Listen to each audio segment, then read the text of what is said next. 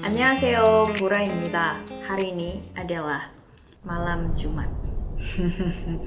Saatnya kita akan membacakan K-pop horror story atau cerita K-pop yang seram.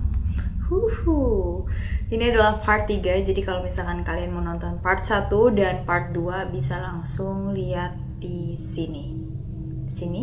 Lihat, pokoknya ada di sini, oke? Langsung kita mulai aja dari sekarang. Go!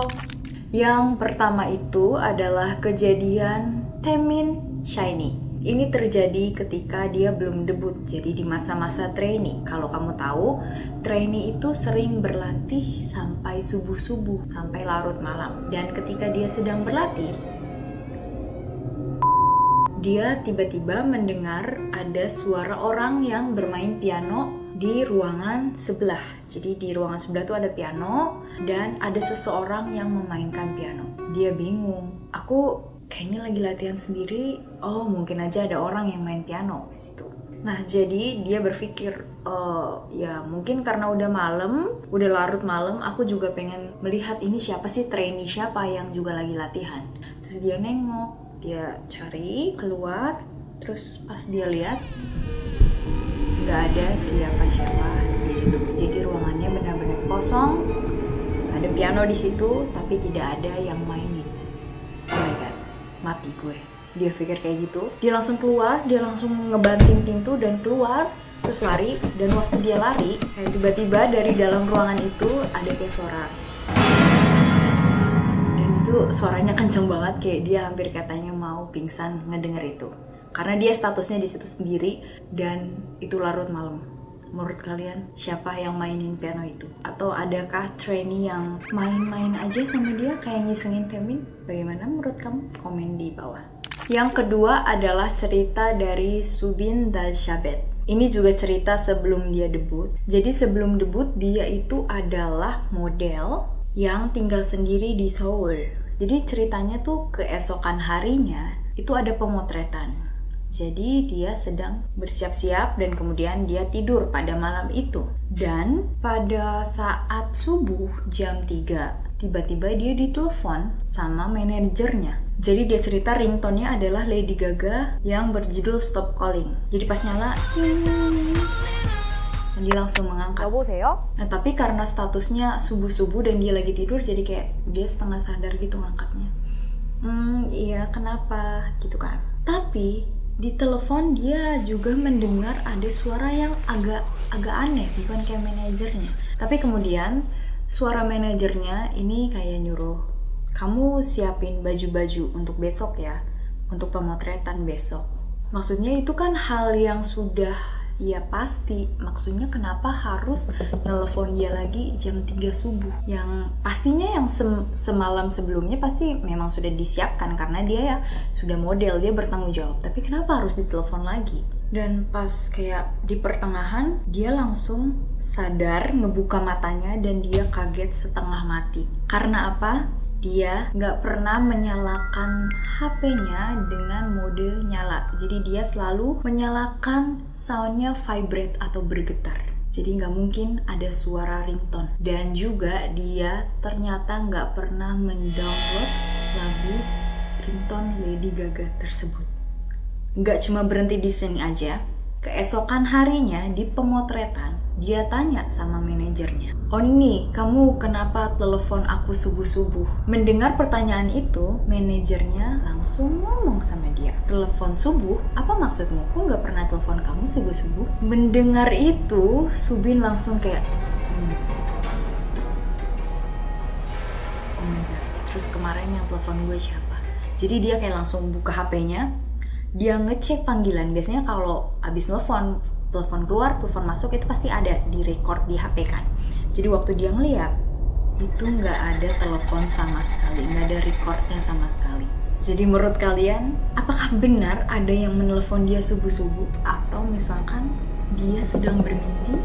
Bagaimana menurut kalian? Komentar di bawah. 구독, 좋아요, 댓글, 알림 설정까지 부탁드립니다.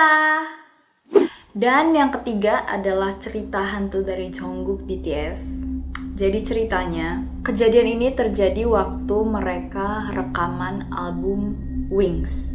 Nah, jadi waktu mereka udah selesai recording, udah selesai rekaman, pasti harus dicek kan hasilnya bagaimana. Di waktu bagian Jungkook, dia udah ngerekam semuanya, partnya dia, udah dia kemudian ngecek sama tim rekamannya. Tapi waktu didengarkan, nggak ada suaranya.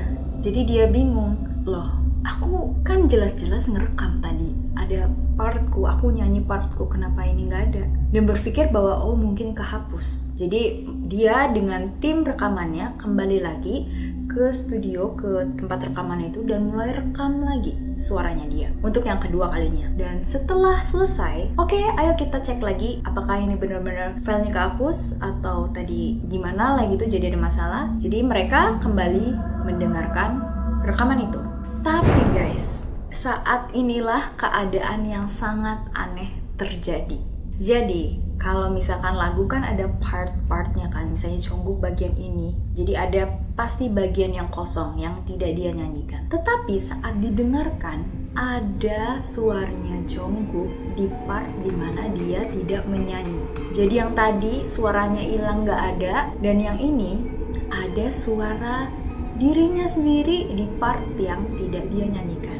Jadi menurut kalian siapa yang menyanyikan lagu tersebut? Apakah benar-benar Jungkook atau Jungkook? Komen di bawah. Dan yang cerita selanjutnya ada dari member A-Pink. Ini terjadi oleh beberapa member.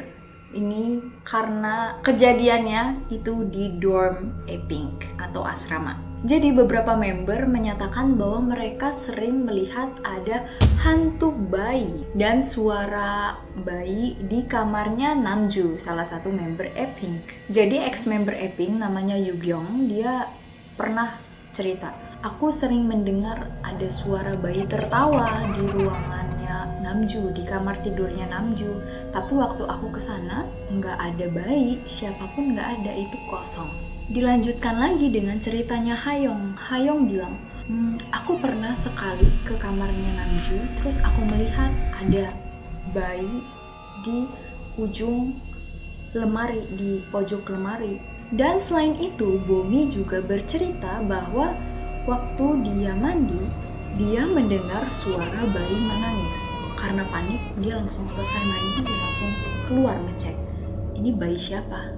Dan waktu kesana, nggak ada bayi, benar-benar kosong.